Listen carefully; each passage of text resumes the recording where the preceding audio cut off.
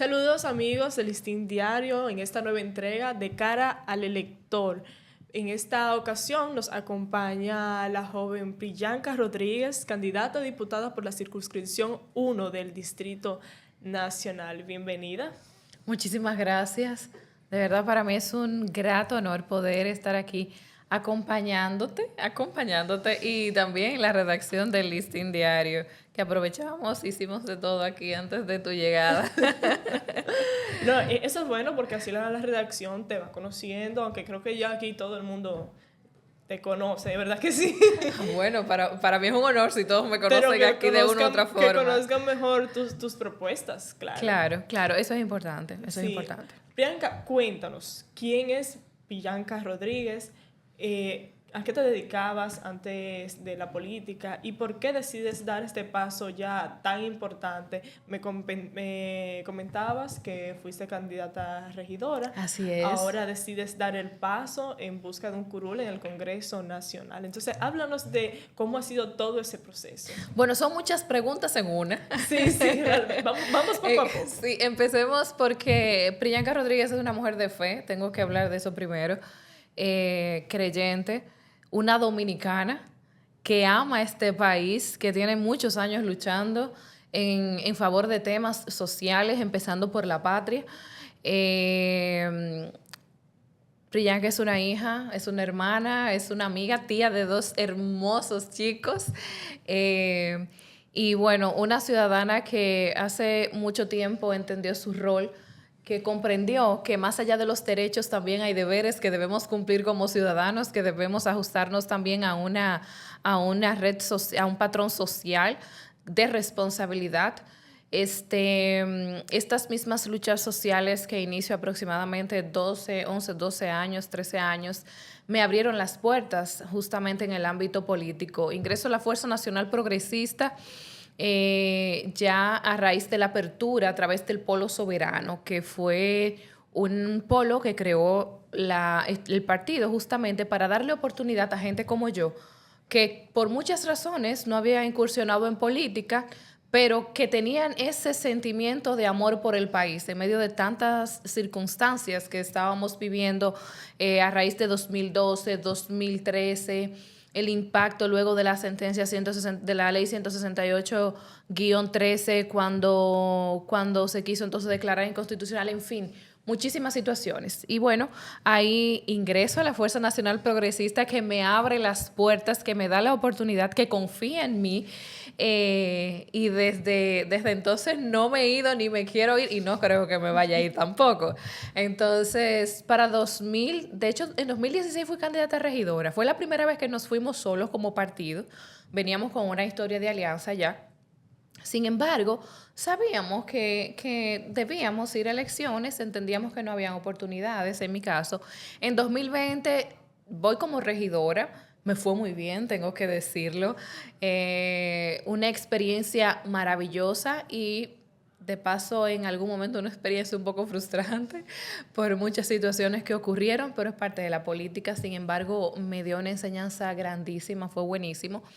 Y más adelante ya, pues mi partido me abre las puertas nueva vez como candidata a diputada. Yo entiendo, porque vengo del activismo social, que comprendí realmente, tú desde el activismo puedes hacer muchas cosas, pero desde la política, desde el Congreso, se toman las medidas de Estado. Entonces, ¿por qué no dar ese salto en favor de mi nación? Si ya yo estoy luchando por esas ideas, por esas cosas que afectan al país, ¿por qué no hacerlo desde la política? ¿Por qué no hacerlo ya desde una curul? Que desde allí puedo no solamente alzar más mi voz y mejor, sino también que desde allí puedo tomar decisiones importantes y lograr que otros también puedan tomar esas decisiones. Entonces, es un paso muy importante en mi vida, en mi carrera política. De profesión soy psicóloga clínica y psicóloga industrial, comunicadora y locutora, presido la Fundación RD Inclusiva inclusive en materia de discapacidad. Yo le digo la verdadera inclusión en materia de discapacidad. Y bueno, me dedico mucho al ámbito de la labor social. Es lo que hago justamente. En este momento estoy exclusivamente dedicada a la política. Háblanos de ya llegar al Congreso, cuáles son las propuestas que tiene Priyanka Rodríguez para la población dominicana. Mira, tengo 58 puntos de propuestas y justamente te dije que iba a sacar mi celular porque hay algunas que nunca he mencionado. Son tantas que algunas nunca las he mencionado. Entonces quisiera como acotar algunas de esas que usualmente no puedo decir por cuestión de tiempo, pero empecemos por un Ministerio de la Familia, que es algo que yo siempre he mencionado y no me gusta que se me quede. Un Ministerio de la Familia porque ahora mismo nosotros estamos sufriendo muchas embestidas en materia familiar, en materia de niñez, en materia de adolescencia, y un Ministerio de Familia que permita combatir aquellas ideologías justamente que se quieren imponer, que son desfavorables para nuestra nación y que permitan a su vez que nosotros podamos programar actividades que vayan pro la familia dominicana, pro la niñez, la juventud, la mujer, el hombre, la equidad, no igualdad, no somos iguales, nunca vamos a ser iguales realmente, la equidad por las personas de la tercera edad, pero, ojo, es un ministerio de familia que lleva debajo el Ministerio de la Juventud, de la Mujer y de la Vivienda como direcciones. O sea que nosotros tendríamos menos ministerios, menos gastos públicos y más efectividad en el trabajo. También entiendo que dentro de ese ministerio la propuesta es que estén otras instituciones que ahora mismo son direcciones que van enfocadas justamente en estas áreas. Por ejemplo, CONADIS, que es el Consejo Nacional de la Discapacidad, CONANIS, el Consejo de la Niñez, CONAPI, el Consejo Nacional para las Personas Envejecientes, INAIPI, entre otras. Dentro de las propuestas justamente que nosotros llevamos también en materia de familia y juventud, hay una que a nosotros nos interesa mucho, no solamente Priyanka, sino también como partido, y lo voy a citar aquí, la ley que crea el Servicio Nacional de Desarrollo Integral para Jóvenes a tareas de alto interés nacional. Esto está estipulado en el artículo 75, capítulo 3 de la Constitución de la República Dominicana y permite justamente que los jóvenes puedan se involucren en actividades como voluntarios en el Estado dominicano.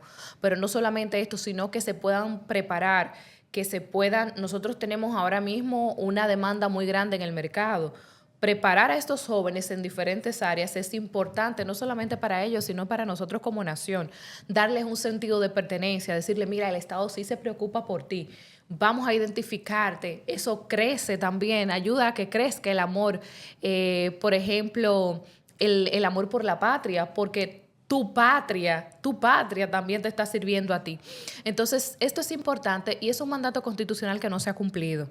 Entonces, nosotros necesitamos es una de nuestras propuestas que se cumpla este mandato constitucional, que nos ayuda también a redirigir muchas veces lo que está sucediendo ahora mismo con la situación en materia juventud.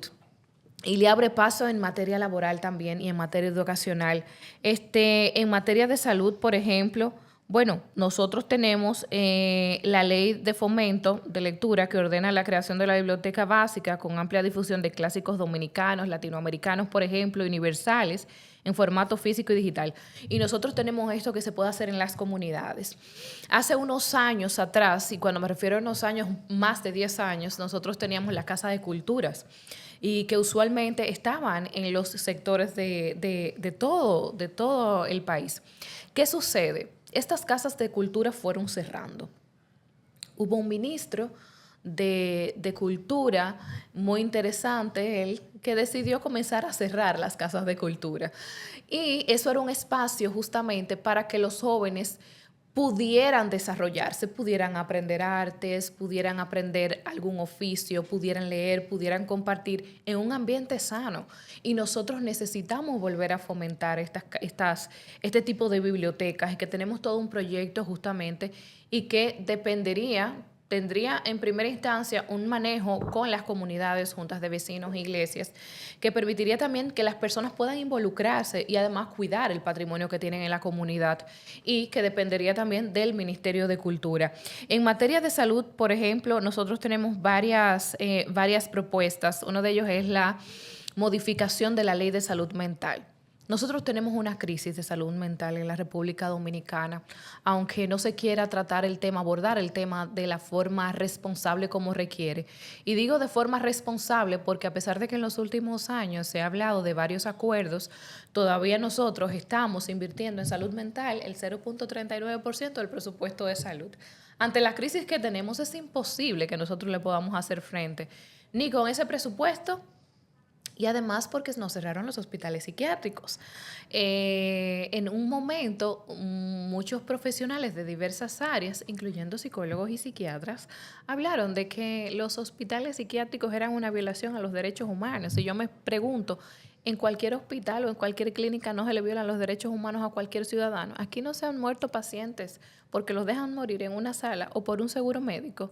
Eso sucede. Y creo que es peor que tenerlos quizás en algún lugar, claro, a que estén en la calle. Entonces, mira, tenemos una crisis de salud mental y es cierto que se habilitaron unidades de atención en crisis en varios hospitales, la mayoría aquí, si no me equivoco, 12 o 13 entre Santo Domingo y Distrito Nacional. Pero ¿qué pasa con las personas del interior del país? La mayoría de las personas no puede desplazarse para adquirir un servicio de salud mental, aparte de que la salud mental es muy costosa. No porque se le quiera poner un precio exorbitante, sino porque realmente es costosa. Los medicamentos son costosos, los procesos de terapia son costosos.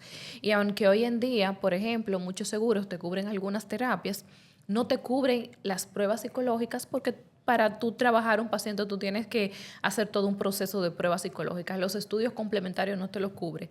La mayoría de los medicamentos no te los cubre. Muchos seguros médicos te cubren 10,000, 12,000 pesos al año como mucho. Un medicamento psiquiátrico te puede costar 7,000 pesos. O sea que ya se te fue lo del año. Imagínate que eso sea mensual o 2 veces al mes, por ejemplo. Entonces, las unidades de atención en crisis que tenemos ahora mismo, que son muy efectivas, pero no dan abasto.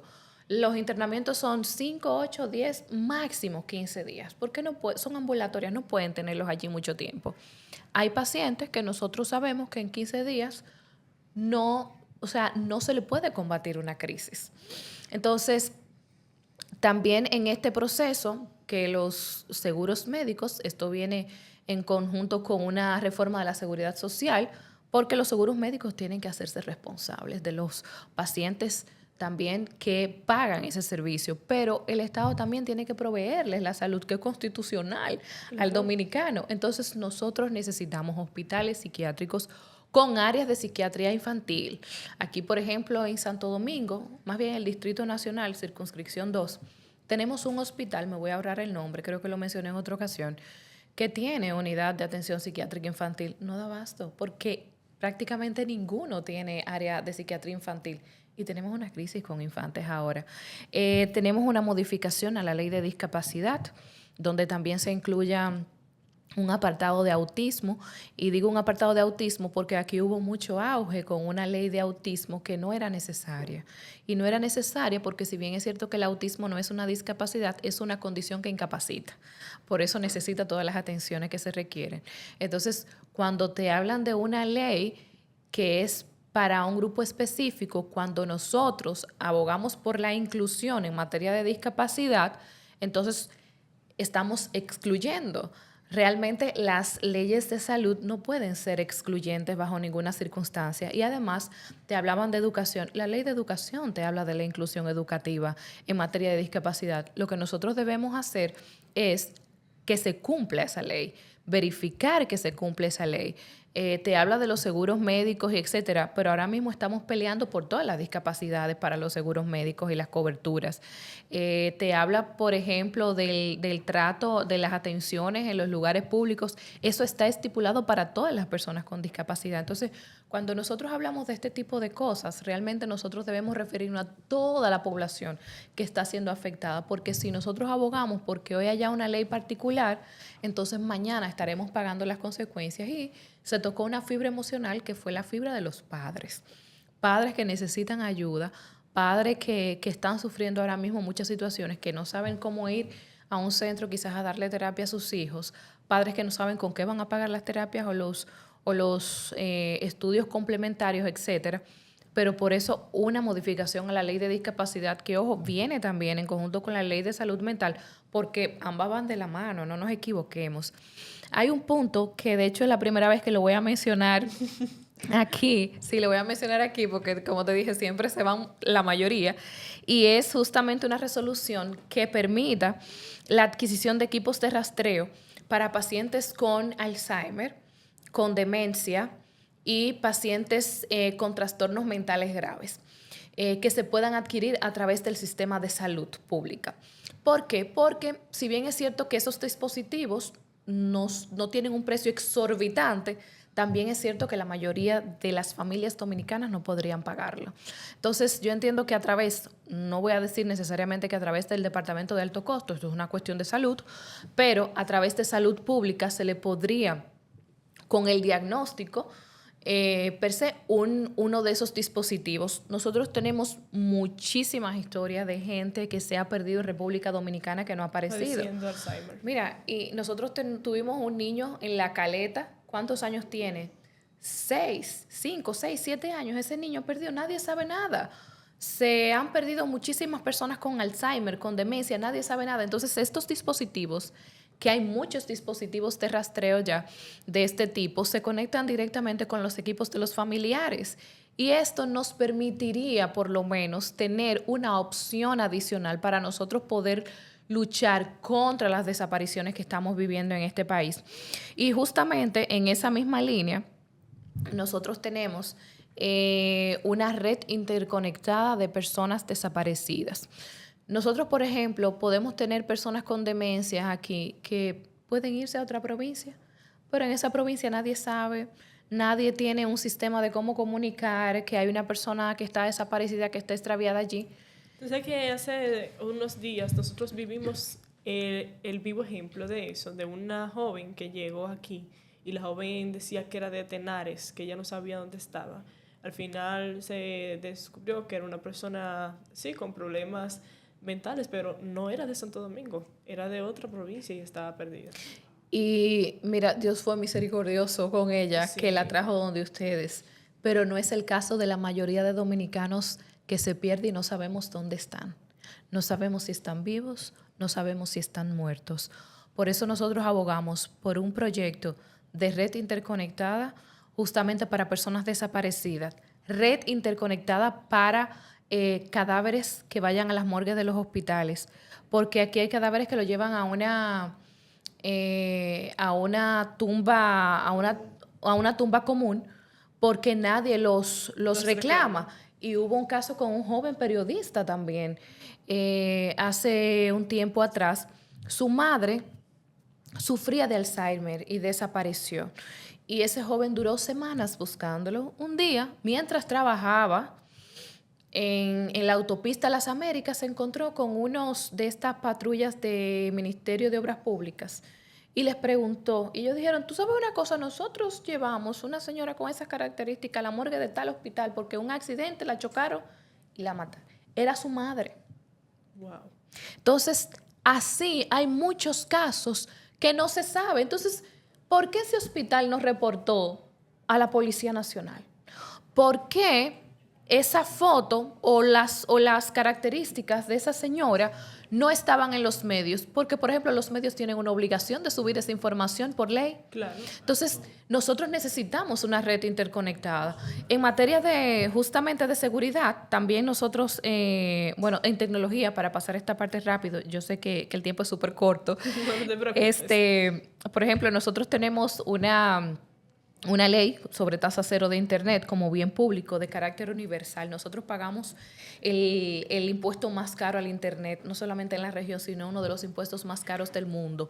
Pero ojo, un Internet que sea, que tenga sus filtros específicos, porque tampoco vamos a dejarlos abiertos para crear un problema mayor, ¿verdad?, en el país. Y sobre todo que estamos en un país, bueno, solamente en toda la región, donde sabemos que el uso del Internet no siempre son para usos educativos o que No, sean... de hecho nosotros realizamos una denuncia, mi jefe de campaña, Pelegrín Castillo y yo, le entregamos tanto al Ministerio de Educación como al Ministerio de Salud justamente por 3 situaciones. Adicción a la pornografía en menores, que aumentó en el país, y el consumo de pornografía infantil aumentó un 750% en el país. La adicción a equipos electrónicos en niños y adolescentes y la adicción a videojuegos. Entonces, realmente nosotros necesitamos el uso de Internet como un bien público, pero un Internet regulado, no que esté abierto, que sea un bien público y esté abierto a todo lo que se quiera hacer. Hace unos meses, de hecho, salió un ranking de los links que eran más visitados aquí en República Dominicana y fue realmente sorprendente que algunos 6 de los primeros 10 eran Pornografía. Era pornografía. Y hace unos años, justamente, eso fue parte de la denuncia que nosotros realizamos. Hace unos años, nosotros entramos dentro de los países con mayor creación de contenido de pornografía infantil. O sea, no consumo, creación de contenido acabado de pornografía infantil. Y eso tiene que crear una alerta en el país. O sea, porque ahí podría estar la respuesta a niños y adolescentes desaparecidos. Ahí podría estar la respuesta. Otro de las propuestas que nosotros tenemos justamente para cambiar del área de salud es una resolución que cree el Departamento de Investigación para Enfermedades Catastróficas y Enfermedades Graves.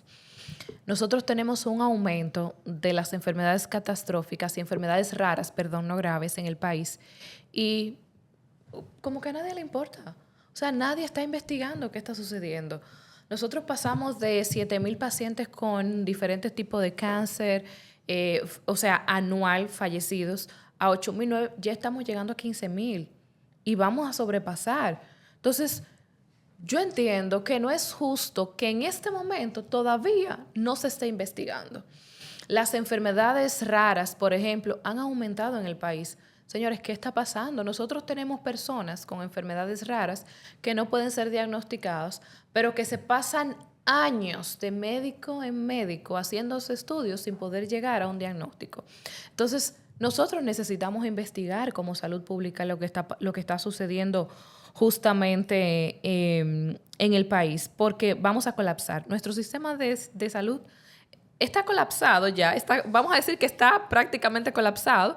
Tenemos las parturientas, por ejemplo, haitianas aquí en el país, que abarrotan casi un alto presupuesto del sistema de salud.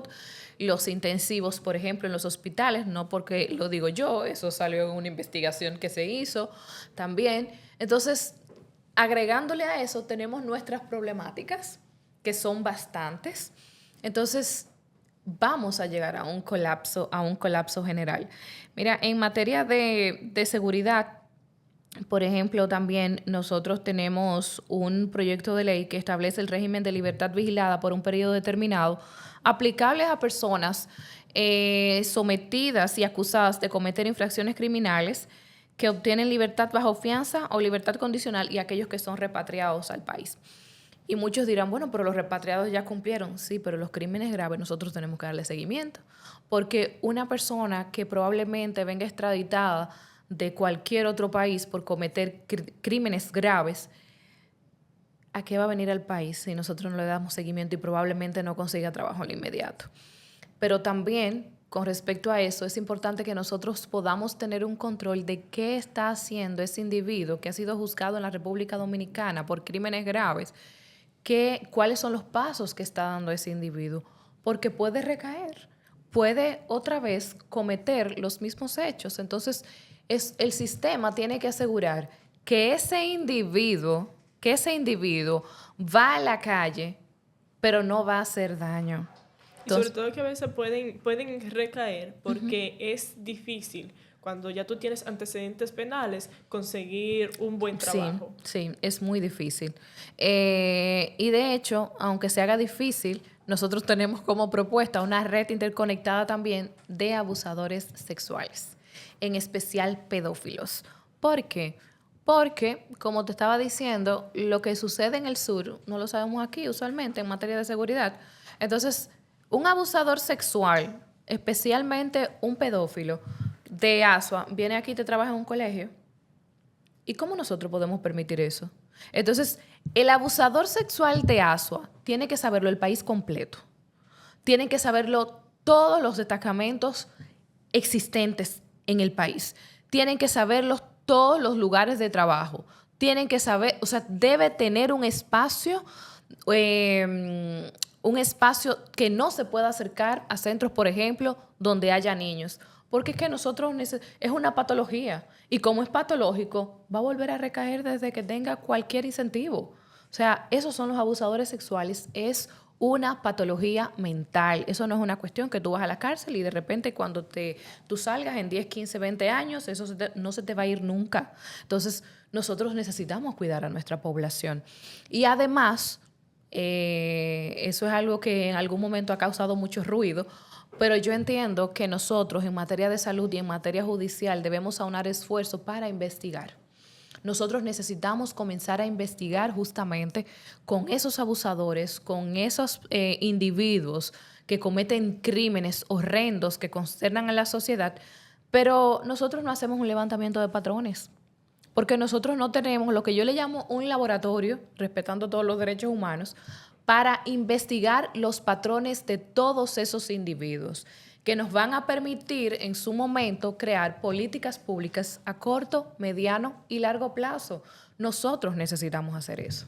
Entonces, ya entrando, bueno, de antemano decir que es bueno ver tus propuestas, ya que no abarcan simplemente la circunscripción 1 del Distrito Nacional, sino que son para el bienestar de toda la población dominicana, ya sea en Santo Domingo o en el interior del país. Pero ya yendo de paso al Congreso Nacional.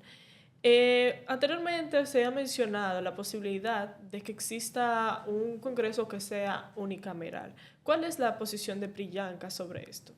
Mira, yo entiendo que ahora como lo tenemos bicameral, o sea, con ambas cámaras, es importante que se mantenga de esta forma. ¿Por qué? Porque eso permite un equilibrio. Hoy en día, por ejemplo, nosotros vemos que incluso en algunas cámaras, en una de las cámaras, cuando hay mayoría de un partido, a veces proyectos buenos es imposible que pasen.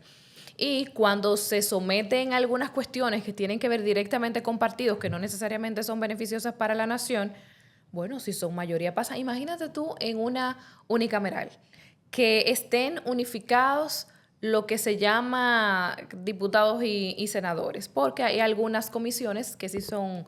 Sí, pero yo creo que eso mantiene el balance. Que estén divididas mantiene el balance y permite también que otros partidos puedan tener, digamos, fuerza al momento de tomar decisiones y puedan llevar esa lucha de poder que se necesita en algún momento. Si nosotros englobamos todo en una sola línea, entonces eso puede ser catastrófico, digamos, para la República Dominicana. Las decisiones que se deben tomar deben ser pro país, pero cuando nosotros tenemos la balanza solo de un lado, entonces se puede hacer lo que quiera un grupo. Y eso no nos conviene a nosotros. ¿Tú crees que ahora mismo el Congreso Nacional cumple su rol como fiscalizador del Poder Ejecutivo? Bueno, el papel de fiscalizador se ha ido de lado. Realmente, como hablamos de balanza. Exacto. El papel de fiscalizador, hoy en día nosotros deberíamos tener ahí muchos directores, ministros, dando un informe de ciertas situaciones que han ocurrido en sus respectivas instituciones. Cuestiones que tienen que ver en materia de país, no de un partido, no, en materia de país. Por ejemplo, acuerdos que ha firmado el Ministerio de la Mujer con la OIM que no debió firmarlos o que debieron pasar por el Congreso de la República y no pasaron. Entonces, el rol fiscalizador del Congreso Nacional debió llamar a la ministra de la Mujer para que diera su respuesta sobre lo que está sucediendo, sobre un acuerdo firmado, que fue más de un acuerdo. Pero creo que esa parte tan importante del Congreso de la República se ha dejado de lado y es preocupante porque eso debe ser uno de los roles principales de un legislador. De llegar al Congreso, como diputada, Priyanka Rodríguez tendrá derecho a 2 exoneraciones de vehículos. También un tema que es muy controversial aquí es el del barrilito y todos los beneficios que reciben los diputados. ¿Cuál es tu posición sobre eso? Y si tienes quizás, hay otras personas que mencionan como que lo aceptan, pero son para beneficios, lo destinan a beneficios de las comunidades. Pero ¿cuál es la posición tuya? Mira, tú sabes que eso del barrilito realmente es para trabajar. Claro. Lo que sucede es que no se fiscaliza adecuadamente. Entonces, yo entiendo que ese es un recurso. Por ejemplo, tú lo dejas ahí y se va a repartir de otra forma. Entonces, yo entiendo que ese es un recurso que debe utilizar el legislador para trabajar por la comunidad que le corresponde, en este caso por la circunscripción o por el país. Ahora bien, todo legislador tiene la obligación de hacer un reporte minucioso de lo que ha hecho con esos recursos. Y el Congreso de la República debe fiscalizar, bueno, el Congreso, las instituciones que le corresponda, debe fiscalizar que eso sea realmente así como está reportado. Porque el problema no es específicamente el barrilito. El problema es lo que se hace con ese barrilito y los reportes absurdos que muchas veces llegan allí porque no tienen el respaldo, digamos, de los gastos que se hicieron con esos recursos. Tampoco hay alguien que le esté fiscalizando de qué de verdad hicieron con esos recursos, porque una cosa es que yo puedo decir que lo invertí en mi comunidad y otra cosa es que haya claro, sido así. Hay muchas formas de poder identificar qué se hicieron. Por ejemplo, la Junta Central Electoral a los candidatos les pide un desglose de de los gastos en campañas. Ahora, tú como candidato, por ejemplo, puedes tener los reportes, pero un candidato que no tenga todos los reportes correspondientes, la Junta fiscaliza. Es lo mismo que pasa con los diputados y con los senadores. Lo que se necesita es fiscalizar qué se hace con los recursos que le entrega el Estado para trabajar con las comunidades. Tú siempre, o sea, hay un tema en el Congreso con el Código Penal que son las 3 causales. ¿Cuál es la posición de Priyanka respecto a esto? Sobre todo que tenemos el Código Penal varado prácticamente por el tema de las 3 causales. Nosotros tenemos la modificación del proyecto de Código Penal, justamente, no solamente en estos aspectos, sino en muchos otros aspectos jurídicos que se necesitan en el país. Pero debo reconocer que el Código Penal no solo está detenido por las 3 causales. Esa es una de las excusas. Una de los puntos que tiene realmente detenido al Código Penal son las penas acumulativas, que pueden llegar hasta 60 años y caben para funcionarios. Entonces, como se dice popularmente en nuestro argot, ¿verdad? Nadie va a afilar guillotina para su garganta. Entonces, ese es uno de los puntos principales que tiene detenido el Código Penal. Con respecto a las 3 causales, blindado está y blindado debe quedarse. Yo, bajo ninguna circunstancia, apruebo ninguna de las causales. Al contrario, nosotros tenemos propuestas alternativas realmente que son las que sí deben funcionar para todos esos aspectos que se mencionan. Nosotros tenemos dentro de las propuestas la creación de hogares providas para mujeres abusadas y para mujeres víctimas de violencia a través de los ayuntamientos también que se dirijan en las comunidades. Cuando se habla, por ejemplo, de la causal por la madre, porque es que se quieren tocar fibras emocionales. Cuando tú hablas de la causal que hablan de la madre, que si está en peligro, empecemos porque nosotros, todo en materia de salud aquí se rigen por protocolos. Y en el país hay un protocolo legal, que es el protocolo ginecobstétrico. Y ahí en ningún lado dice que ningún doctor tiene que dejar morir a una madre. Ahora, ¿qué dice esto? ¿Qué establece la misma Constitución? ¿Qué establece el mismo Código Penal?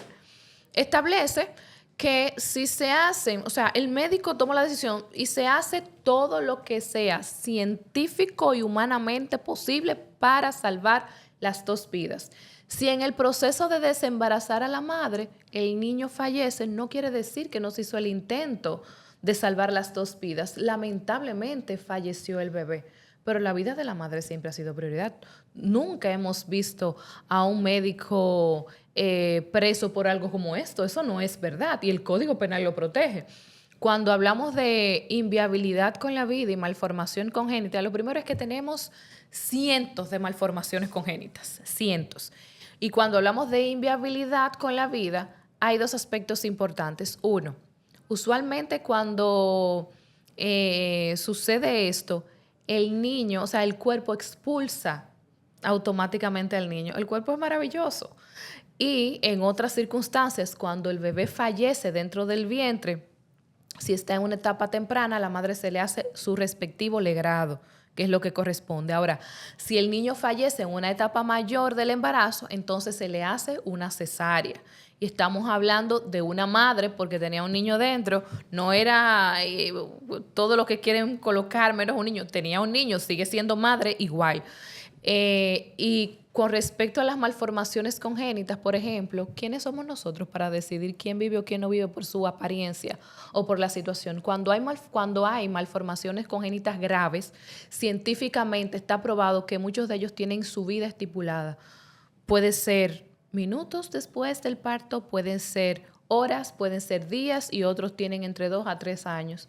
O sea, ¿quién soy yo para decidir que ese niño no puede vivir más de las horas que le toca vivir porque tenga una malformación congénita grave? Ahora, ahí debe intervenir el Estado. Nosotros sabemos que el Estado debe responder ante estas situaciones. Nosotros tenemos las organizaciones que se suponen deben encargarse de cuando ocurre este tipo de cosas.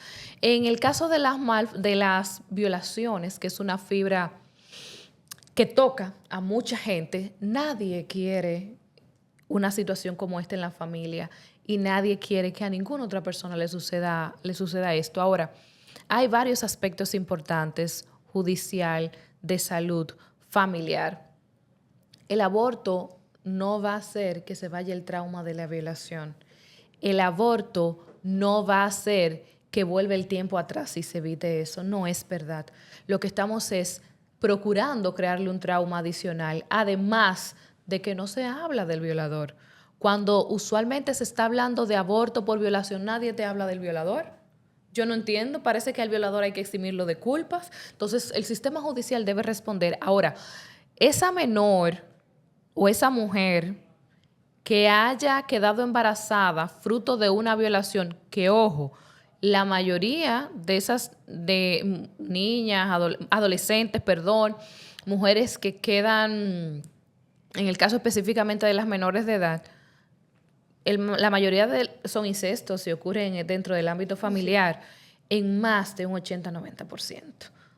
Entonces, dentro del Código Penal, una de las propuestas que nosotros tenemos es penas mayores según menor sea la edad del abusado, y penas para los cómplices por omisión, porque también en más de un 90% un familiar directo lo sabe y se queda callado. Y es tan responsable por omisión como quien abusa. Entonces, nosotros a esa persona, a esa menor, porque usualmente tocan la fibra de la menor, a esa menor que sí necesita respaldo, nosotros necesitamos asegurarle un equipo multidisciplinario de atención médica. Nosotros, incluyendo el psicológico, que inmediatamente necesita apoyo psicológico, nosotros necesitamos asegurarle a esa joven que ella va a tener todo un equipo de apoyo emocional. Nosotros necesitamos asegurarle a esa joven que si ella no quiere quedarse con el bebé, lo puede dar en adopción a otras familias, que de hecho llevamos también la modificación de la ley de adopción. Nosotros necesitamos asegurarle a esa menor que vamos a gestionar la parte de que ella se prepare, educación en caso de que le falte, de que no tenga el apoyo familiar, ojo, porque no todas nos cuentan con el apoyo familiar. Ahora, muchas de esas chicas que son atacadas por grupos que solamente abogan por aborto, sin ninguna otra solución, porque no te dan ninguna otra solución, deben saber que va a tener todo un equipo que la va a ayudar a salir adelante. y que si ella no quiere dar en su momento su niño en adopción, entonces va a poder contar con un equipo que la va a ayudar a prepararse profesional y educacionalmente. Eso nosotros necesitamos como políticas públicas. Y que dicho sea de paso, es importante recordar que el aborto ni es libre, ni es gratuito, ni es seguro. Ninguna de las dos. Eso no es verdad. Entonces, políticas públicas que vayan en favor de las mujeres realmente. Estas son políticas públicas. El aborto no resuelve absolutamente nada. Y es un asesinato. En 2023, el mundo sufrió 72 millones de abortos. El peor genocidio de la historia, quieran o no verlo, es el aborto. 72 millones. En eso nos hemos convertido. Priyanka, estamos en campaña electoral. En nuestro país, la campaña electoral suele ser muy costosa. Sí.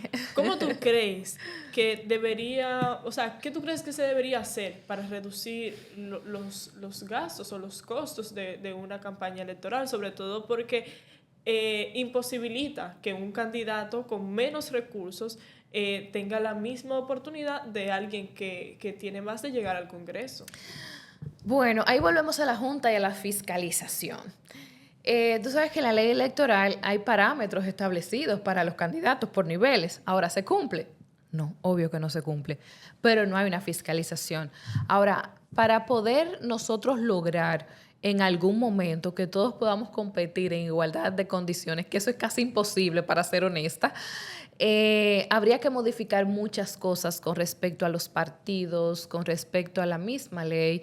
Se debería sanear muchas cosas del sistema político y también deberíamos otra vez volver a verificar la parte de las votaciones preferenciales, que si bien es cierto, por ejemplo, esto de las votaciones preferenciales en congresual fue una propuesta de Vinicio Castillo, quien ahora es nuestro candidato a senador. Pero esta propuesta era para la parte congresual, no necesariamente para la parte municipal, porque eso crea un caos generalizado.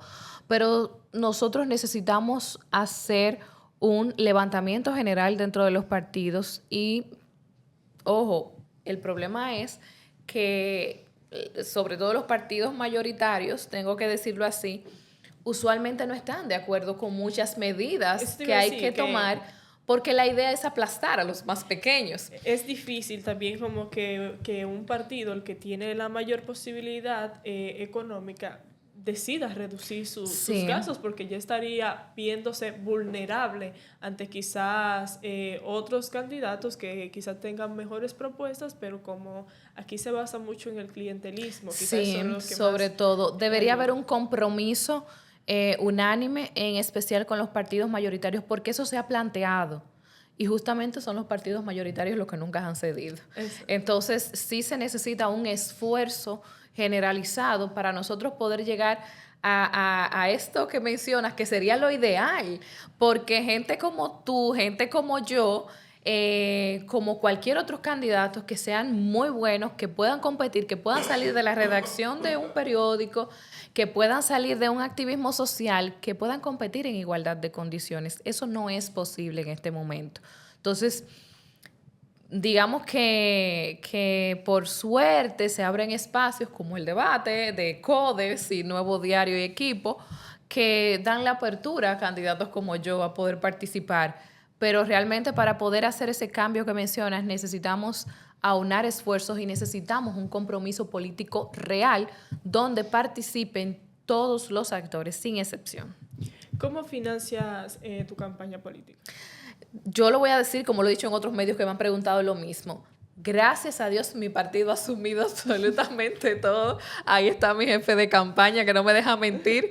Yo soy muy privilegiada porque mi partido no ha tenido que hacer ningún gasto. Todo lo que ustedes ven, las vallas, los volantes que entregamos, los gastos en general, los está asumiendo mi partido. Yo no tengo para pagar una campaña, para ser honesta, así que yo sí tengo ideas, tengo propuestas, trabajo mucho, entonces ese es mi aporte. ya mi partido se encarga de todo lo No, demás. claro, y creo que también la mejor campaña es la que tú haces con la gente, Sí. contándole tus propuestas. Así Por es. último, cuéntale a la población por qué deberían votar por Priyanka Rodríguez. Bueno, deberían votar, y antes de decirle que deberían votar por Priyanka Rodríguez, yo diría que deberían salir a votar.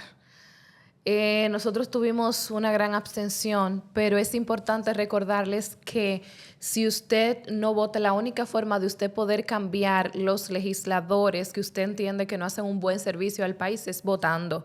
Y si usted no se mueve a votar, si usted no va a las urnas, entonces nosotros no podemos cambiar eso. Recordemos además que el voto es un derecho, pero también es un deber constitucional, ¿eh? Así que vamos a recordar esa parte. Y ¿por qué votar por Priyanka Rodríguez? Bueno, votar por Priyanka Rodríguez porque yo no salí hace 3 meses ni hace un año con mis propuestas. Vengo luchando desde hace mucho tiempo con estos temas de nación. A mí me duele mi país. Yo dejo cualquier cosa por luchar por mi país. Creo realmente que nosotros podemos tener una mejor sociedad, pero yo como candidata no lo puedo hacer sola, yo como diputada no lo puedo hacer sola, lo necesitamos hacer en conjunto como sociedad, necesitamos que lo hagamos juntos, legisladores que puedan hacer cambios importantes, no porque yo lo diga, sino porque usted mismo puede evaluar mi trayectoria de trabajo. Es una trayectoria que está ahí, que usted la puede buscar, que usted puede pedir referencias, como se dice, porque ahora mismo mucha gente vota por referencia y eso es importante. Mi trayectoria habla por mí, más que lo que yo pueda decir aquí. Mi trayectoria habla por mí. Yo les insto a que este 19 de mayo salgan a las urnas a votar en la casilla 22 por Priyanka Rodríguez de la Fuerza Nacional Progresista o, en su defecto, en la casilla 5 por el Partido Reformista, pero procure que sea en la 22 de la Fuerza Nacional Progresista. Evalúe a los candidatos, ojo, evalúe a los candidatos. Esta es una entrevista muy bonita, pero usted tiene que investigar un poco más de mí. Así que yo les recomiendo que continúe investigando, que busque cuál es la trayectoria que ha tenido los candidatos que usted quiere que les representen esta vez en el Congreso y sobre todo que se una a las luchas. Es importante que se unan porque muchas veces, independientemente de tener un candidato bueno que usted pueda llevar a la curul, que usted me pueda llevar a una curul, ¿verdad? Vamos a decirlo así. Pero es importante que el legislador sienta el apoyo de esa sociedad que también le apoyó en las urnas, que no solamente sea en las urnas. Así que el próximo 19 de mayo salga a votar, ejerza su derecho y cumpla con su deber.